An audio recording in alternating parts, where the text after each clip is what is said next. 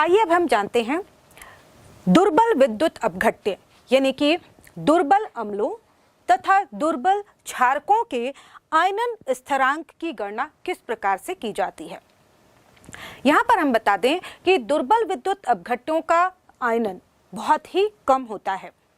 और हम जानते हैं कि इसे हमने पहले उदाहरण के द्वारा समझा है कि जो दुर्बल विद्युत अपघट्य होते हैं वो बहुत ही कम, लगभग 2 से 10% तक ही आयनित होते हैं और इसीलिए दुर्बल विद्युत अपघट्यों के आयनन स्थिरांक या वियोजन की मात्रा की गणना करने के लिए ओस्टवाल नामक वैज्ञानिक ने एक नियम प्रतिपादित किया। उनके अनुसार किसी भी दुर्बल विद्युत अपघट्य, चाहे वह अम्ल हो या फिर क्षार हो, किसी भी दुर्बल विद्युत अपघट्य के लिए उसकी वियोजन की मात्रा उसकी तो तनुता या डाइल्यूशन के वर्गमूल के समानुपाती होती है। या दूसरे शब्दों में हम यह भी कह सकते हैं कि किसी भी दुर्बल विद्युत अपघट्य की वियोजन की मात्रा उसकी तनुता के समानुपाती होती है या फिर उसकी सांद्रता यानी कि के व्युत्क्रमानुपाती होती है, क्योंकि हम जानते हैं कि जो डाइल्यूशन होता है वो समानुपाती होता है 1 कंसंट्रेशन के। तो यहाँ पर जो डाइल्यूशन है वह समानुपाती है 1 कंसंट्रेशन के। तो हम ये भी कह सकते हैं कि किसी भी दुर्बल विद्युत अपघट्य के लिए जो वियोजन की मात्रा है उसके कंसंट्रेशन के व्युत्क्रमानुपाती होती है। कैसे होती है इसे हम जानने की कोशिश करते हैं। सबसे पहले हम उदाहरण लेते हैं एक दुर्बल विद्युत अपघट्य दुर्बल अम्ल का। हम जानते हैं जैसे कि ये कोई एसिटिक एसिड हो सकता है या फिर ये हाइड्रोजन साइनाइड हो सकता है जो कि दुर्बल विद्युत अपघट्य होते हैं। तो एक दुर्बल विद्युत अपघट्य मान लीजिए हमारे पास है HX, हम कॉमन ले रहे हैं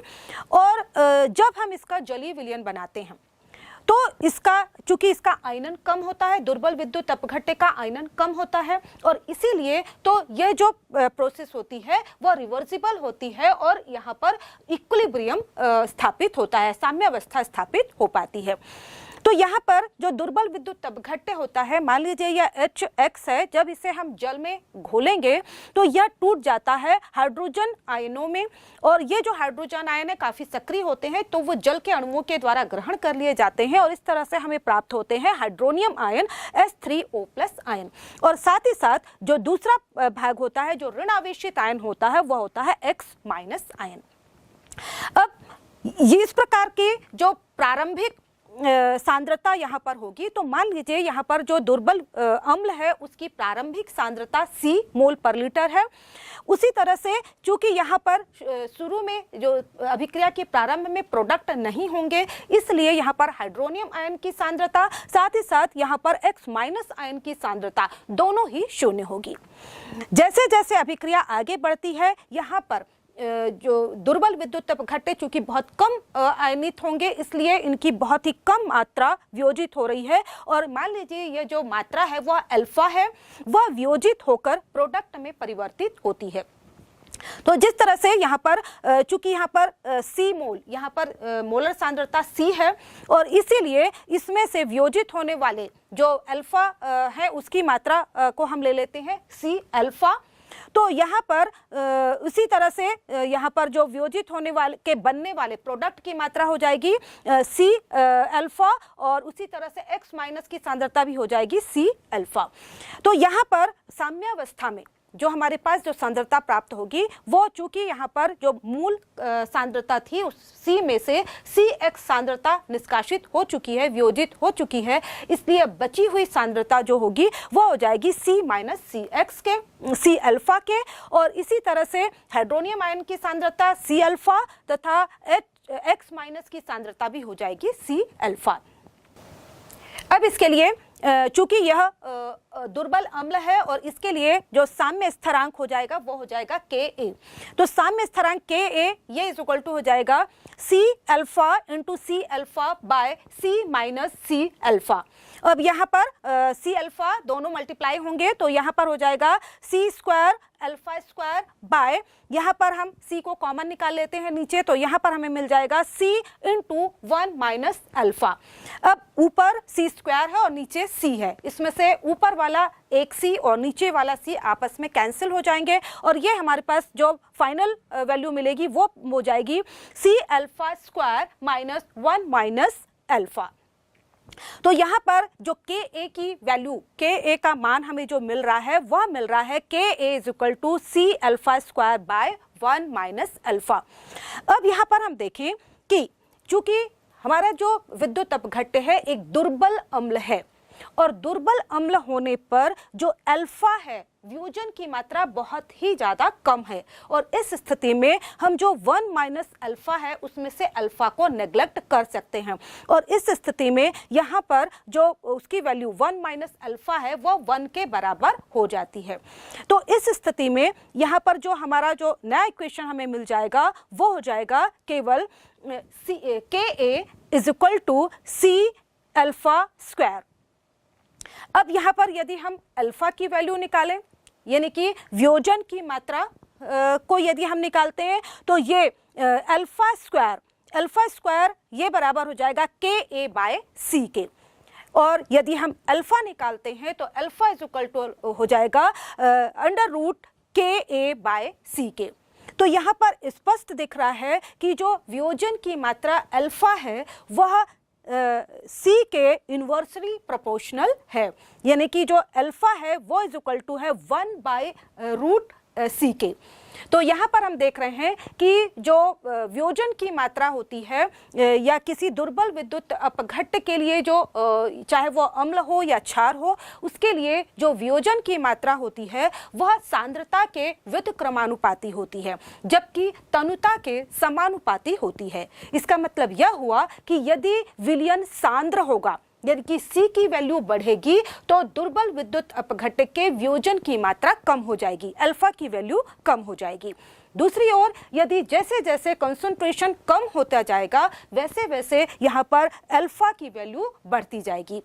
और एक स्थिति पर जब C इज इक्वल टू 0 हो जाएगा यानी कि कंसंट्रेशन शून्य हो जाएगा उस समय वियोजन की मात्रा अल्फा की वैल्यू 1 हो जाएगी, मतलब वो अपने उच्चतम मान पर पहुंच जाएगी। तो इस तरह से हम कह सकते हैं कि जो दुर्बल विद्युत अपघट्य होते हैं उनके लिए वियोजन की मात्रा तनुता बढ़ाने पर बढ़ती है, जबकि जो प्रबल विद्युत अपघट्य है उन पर इसका कोई असर नहीं होता, क्योंकि हम जानते हैं कि जो प्रबल विद्युत अपघट्य होते हैं वो किसी भी सांद्रता में लगभग 100% आयनित हो जाते हैं। तो यहाँ पर जो बहुत कम उनकी जो सांद्रता होती है तनुता बढ़ाने पर जो प्रबल विद्युत अपघट्य होते हैं उनकी सांद्रता में बहुत कम परिवर्तन देखने को मिलता है, लेकिन जो दुर्बल विद्युत अपघट्य होते हैं उनकी जो वियोजन की मात्रा है वह सांद्रता बढ़ाने के साथ कम होती है, लेकिन तनुता या डाइल्यूशन जैसे जैसे हम बढ़ाते हैं तो उनकी वियोजन की मात्रा में वृद्धि होती जाती है। तो इस तरह से हम कह सकते हैं कि किसी निश्चित तापमान पर Ka का मान अम्ल के, क्योंकि यहाँ पर जो यदि हम मोलर सांद्रता को ले दुर्बल विद्युत अपघट्य के मोलर सांद्रता Ka को लेते हैं और इसे मोलर सांद्रता के रूप में अभिव्यक्त करते हैं तो ये हो जाएगा हाइड्रोनियम आयन की सांद्रता इंटू x माइनस की सांद्रता बाय Hx की सांद्रता की। तो यहाँ पर स्पष्ट दिखाई दे रहा है कि जो मोलर सांद्रण है यहाँ की Ka की जो वैल्यू है वह हाइड्रोजन आयन की सांद्रता के डायरेक्टली प्रोपोर्शनल है। तो इस तरह से जैसे जैसे Ka का मान किसी निश्चित तापमान पर जैसे जैसे Ka के मान में वृद्धि होती जाएगी वैसे वैसे Hx की प्रबलता भी बढ़ती जाएगी, क्योंकि Hx की प्रबलता बढ़ती जाएगी क्योंकि हम जानते हैं कि किसी भी अम्ल की प्रबलता उसमें उपस्थित हाइड्रोजन आयन की सांद्रता पर निर्भर करती है। क्योंकि यहाँ पर Ka की वैल्यू बढ़ रही है यानी कि हाइड्रोजन आयन की सांद्रता बढ़ रही है और हाइड्रोजन आयन की सांद्रता बढ़ेगी यानी कि जो अम्ल है उसकी प्रबलता में वृद्धि होगी। यानी कि हम कह सकते हैं कि किसी निश्चित तापमान पर जो Ka का मान है वह अम्ल की प्रबलता की माप होती है, अर्थात Ka का मान जितना अधिक होगा अम्ल उतना ज़्यादा प्रबल होगा। साथ ही साथ जो Ka है एक विमा रहित राशि होती है और इसमें सभी स्पीसीज की सांद्रता, यहाँ पर इस समय जो जितनी भी स्पीसीज होंगी उनकी सांद्रता, जैसे कि यहाँ पर HS की सांद्रता हुई या फिर हाइड्रोनियम आयन की सांद्रता हुई या फिर हाइड्रोक्सिल आयन की सांद्रता, सभी की सांद्रता निश्चित होती है 1 मोल पर लीटर या 1 मोलर ली जाती है। आइए अब हम जानते हैं कुछ दुर्बल अम्लों के आयनन स्थिरांक के बारे में। यहाँ पर हम देख सकते हैं कि हाइड्रोजन फ्लोराइड HF, इसके लिए आयनन स्थिरांक का मान होता है 3.5 × 10⁻⁻⁴। इसी तरह से जो नाइट्रस अम्ल है इसके लिए आयनन स्थिरांक का मान होता है 4.5 × 10⁻⁴। तो यहाँ पर हम देख रहे हैं कि इनका ये जो सभी हैं वो दुर्बल अम्ल की श्रेणी में आते हैं। इसी तरह से जो फार्मिक एसिड है उसके लिए आयनन स्थिरांक होता है 1.8 × 10⁻⁴ के। इसी तरह से एसिटिक एसिड इसके लिए आयनन स्थिरांक का मान होता है 1.74 × 10⁻⁵। यहाँ पर यह दर्शाता है कि जो आयनन स्थिरांक एसिटिक एसिड का आयनन स्थिरांक है वो फार्मिक एसिड के आयनन स्थिरांक की तुलना में कम है। इसका मतलब यह हुआ कि यहाँ पर एसिटिक एसिड फार्मिक एसिड की तुलना में कम अम्लीय होगा या कम सांद्र होगा या कम प्रबल होगा। इसी तरह से हम और भी अम्ल ले सकते हैं, जैसे कि वीक अम्ल है हाइड्रोजन साइनाइड। तो हाइड्रोजन साइनाइड के लिए इसका मान होता है 4.9 × 10⁻11। इसी तरह से बेंजोइक एसिड है C6H5COOH, इसके लिए जो आयनन स्थिरांक है इसका मान होता है 6.5 × 10⁻⁵, जो दर्शाता है कि यह भी एक दुर्बल अम्ल होगा। इसी तरह से यहाँ पर हम फिनॉल ले सकते हैं, फिनॉल C6H5OH, इसके लिए जो आयनन स्थिरांक होता है इसकी वैल्यू होती है 1.3 × 10⁻10, जो ये दर्शाता है कि ये बहुत ही कम अम्लीय प्रवृत्ति के होते हैं, बहुत ही दुर्बल प्रवृत्ति के होते हैं। आइए अब इसी तरह से हम एक दुर्बल क्षारक का उदाहरण लेते हैं। मान लीजिए हमारे पास एक दुर्बल क्षारक है MOH। जब हम इसका वियोजन करते हैं, इसे जल में घोलते हैं, तो यह अपने आयनों में टूट जाता है। यह हो जाएगा M+ आयन और OH-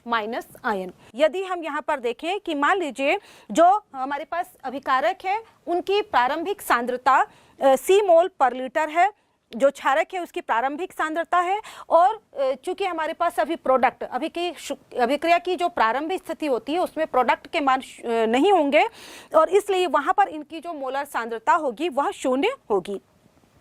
और यहाँ पर मान लीजिए कि कुछ समय के पश्चात जो सांद्रता में से कुछ मात्रा वियोजित होकर प्रोडक्ट में कन्वर्ट हो जाती है, यानी कि ये जो वियोजन की मात्रा है वो यहाँ पर है C-अल्फा। तो इस तरह से एक साम्यावस्था स्थिति पर जो फाइनल जो सांद्रता होगी वह हो जाएगी C- C-अल्फा। और इसी तरह से जो हमारे पास प्रोडक्ट हैं यानी कि M+ पॉजिटिव आयन की कंसंट्रेशन वो हो जाएगी C-अल्फा, और इसी तरह से OH- आयन है उनकी कंसंट्रेशन भी हो जाएगी C-अल्फा। पुनः यदि हम लिखते हैं Kb = यहाँ पर हम निकालेंगे, इसको वैल्यू पुट करते हैं तो यहाँ पर हमें फिर से मिलेगा C² अल्फा का स्क्वायर बाय C × 1 - अल्फा, और यहाँ पर ऊपर और नीचे से दोनों जगह से एक C कैंसिल हो जाएंगे। तो इस तरह से Kb की जो फाइनल वैल्यू हमको मिलेगी वो मिलेगी C-अल्फा का स्क्वायर -1 - अल्फा, जो कि बिल्कुल दुर्बल अम्लों की तरह है। और यहाँ पर भी हम जान सकते हैं कि जो इसे आगे जब हम कैलकुलेट करेंगे और इसमें वियोजन की मात्रा निकालेंगे तो हमें पता चलेगा कि जो वियोजन की मात्रा है वह चूंकि यह भी एक दुर्बल विद्युत अपघट्य है, एक दुर्बल क्षार है, और इसलिए इसकी जो वियोजन की मात्रा निकलेगी वह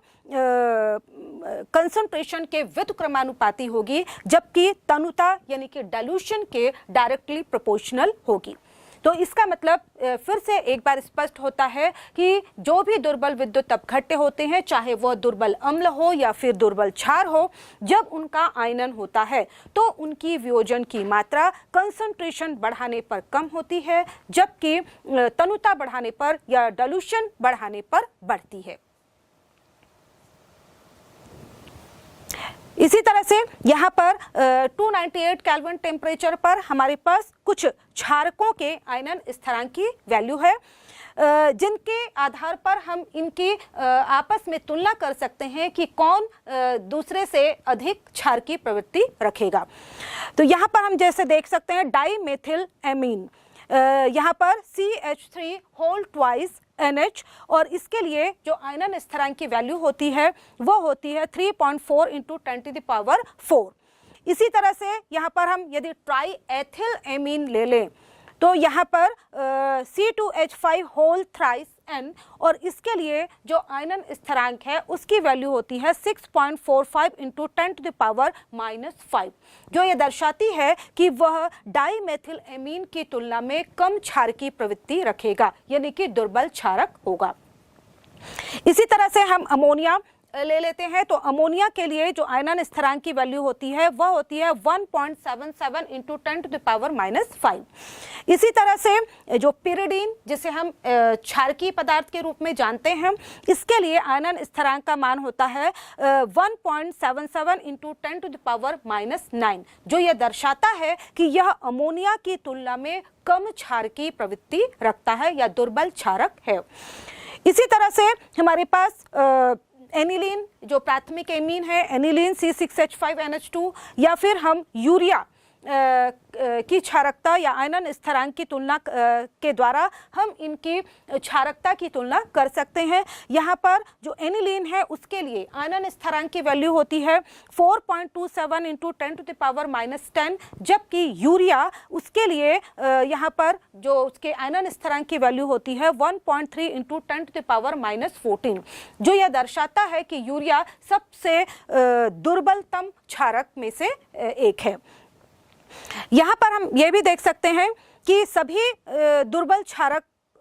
जो होते हैं वह जैसे कि अमोनिया है, जो भी है वह जल में जब इनको घोला जाता है तो जल में घुलकर ये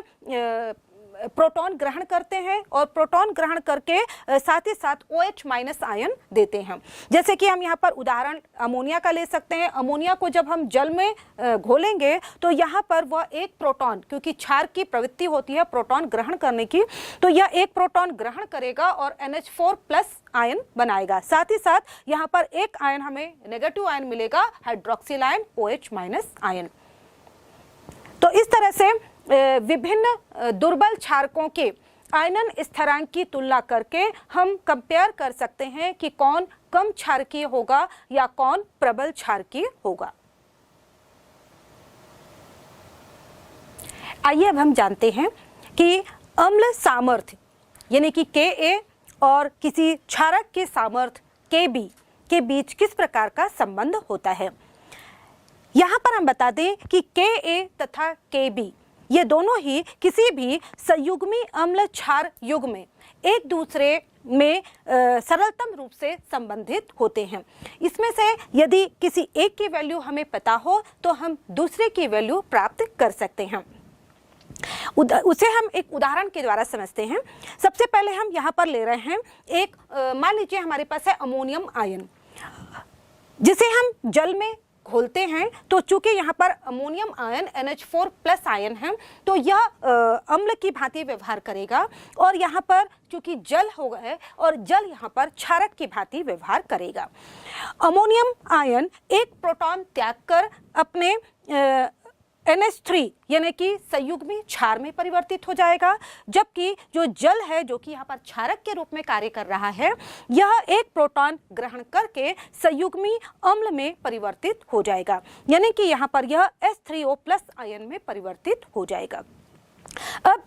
इसके लिए यदि हम Ka की वैल्यू ज्ञात करते हैं तो Ka की वैल्यू इस प्रकार से होगी, हाइड्रोनियम आयन की कंसंट्रेशन इनटू अमोनिया की concentration divided by ammonium ion की कंसंट्रेशन। और यहाँ पर हम जल की कंसंट्रेशन को नहीं लिखेंगे क्योंकि हम जानते हैं कि जल की कंसंट्रेशन में कोई खास परिवर्तन नहीं होता है। और जब हम इस Ka की वैल्यू ज्ञात करते हैं तो ये वैल्यू हमें प्राप्त होती है 5.6 इंटू 10⁻⁻10। अब इसे पलटकर हम दूसरी तरह से लिखते हैं। यदि यहाँ पर अब हम अमोनिया लेते हैं और अमोनिया को जल में यहाँ पर विलय करते हैं तो अमोनिया चूंकि अब यहाँ पर यह एक क्षारक की भांति कार्य कर रहा है तो इससे जो जल है वह एक अम्ल की भांति कार्य करेगा। अमोनिया एक प्रोटॉन ग्रहण करके अपने संयुग्मी अम्ल अमोनियम आयन में परिवर्तित हो जाएगा, जबकि जो जल है वह जल का अणु चूंकि यहाँ पर एक अम्ल की भांति कार्य कर रहा है, एक प्रोटॉन त्याग कर अपने संयुग्मी क्षार OH- में परिवर्तित हो जाएगा। पुनः इसके लिए जब हम Kb की वैल्यू प्राप्त करेंगे तो Kv इज इक्वल टू हमें मिलेगा अमोनियम आयन की कंसंट्रेशन इनटू हाइड्रोक्सिल आयन की कंसंट्रेशन डिवाइडेड बाय अमोनिया की कंसंट्रेशन, जिसकी वैल्यू हम पता करते हैं तो ये हमें प्राप्त होती है 1.8 इंटू 10⁻⁻5। अब इन दोनों ही इक्वेशन को जब हम जोड़ते हैं तो जो हमें नेट इक्वेशन मिलेगी, देखिए जो जब हम दो इक्वेशन को जोड़ते हैं तो वहां पर जो भी इक्वल के पहले और इक्वल के बाद में जो भी सेम स्पीसीज होती हैं वो कैंसिल हो जाती हैं। तो यहाँ पर अभी भी हम देख रहे हैं कि दोनों तरफ अमोनियम आयन है वो कैंसिल हो जाएंगे लेफ्ट साइड में और राइट साइड में, और इस तरह से लेफ्ट साइड में हमारे पास मिलेंगे दो जल के अणु यानी कि 2H2O रिवर्सिबल, यहाँ पर हमें राइट साइड में मिलेंगे हाइड्रोनियम आयन और साथ ही साथ यहाँ पर होंगे हाइड्रोक्सिल आयन, क्योंकि जो राइट साइड में और लेफ्ट साइड में जो अमोनिया के अणु थे वो भी आपस में कैंसिल हो गए हैं। तो जब हम नेट इक्वेशन निकालते हैं तो नेट इक्वेशन हमें मिलेगा 2H2O reversible H3O plus ion plus OH- ion. इस तरह से हमें इक्वेशन प्राप्त होती है। और हम जानते हैं कि यहाँ पर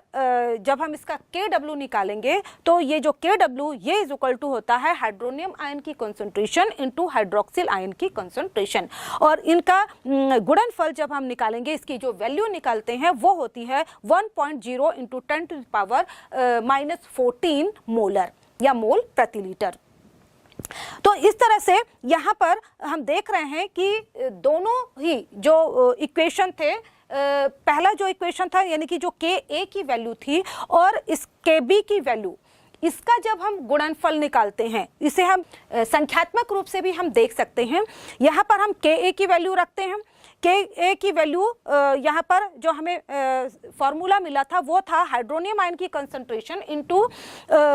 अमोनिया की concentration divided by ammonium ion की कंसंट्रेशन। इसमें हम गुणा करते हैं Kb की वैल्यू से। Kb की वैल्यू हमें मिली थी अमोनियम आयन की कंसंट्रेशन इनटू हाइड्रोक्सिल आयन की कंसंट्रेशन डिवाइडेड बाय अमोनिया की कंसंट्रेशन। अब हम इनकी जगह पर जो संख्यात्मक मान हमें पता हुए थे वो रख देते हैं। तो यहाँ पर Ka का जो संख्यात्मक मान हमें मिला था वो था 5.6 इंटू 10⁻⁻10, जबकि Kb का जो संख्यात्मक मान हमें मिला था वो मिला था 1.8 इंटू 10⁻⁻5। और यदि हम इन दोनों को गुणा करते हैं, इन दोनों को कैलकुलेट करते हैं तो हमें जो फाइनल वैल्यू मिलती है वह मिलती है 1.0 इंटू 10⁻⁻14 मोलर के,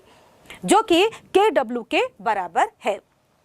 तो इस तरह से हम एक सामान्यीकरण यहाँ पर कर सकते हैं कि जब भी किसी दो या दो से अधिक अभिक्रियाओं को जब हम जोड़ते हैं तो जो नेट साम्यावस्था स्थिरांक हमें प्राप्त होता है वह प्रत्येक अभिक्रिया के साम्यावस्था स्थिरांकों के गुणनफल के बराबर होता है। जैसे कि यहाँ पर जो K नेट हमने निकाली है, मान लीजिए हमने 3 से 4 अलग अलग अभिक्रियाओं के लिए साम्यावस्था स्थिरांक निकाले हैं, तो उनके लिए जो नेट साम्यावस्था स्थिरांक होगा K नेट का मान होगा वह पहली अभिक्रिया के साम्यावस्था स्थिरांक इंटू दूसरी अभिक्रिया के साम्यावस्था स्थिरांक इंटू n अभिक्रियाओं के साम्यावस्था स्थिरांक के गुणनफल के बराबर होगा। वहीं पर यदि हम अम्ल क्षार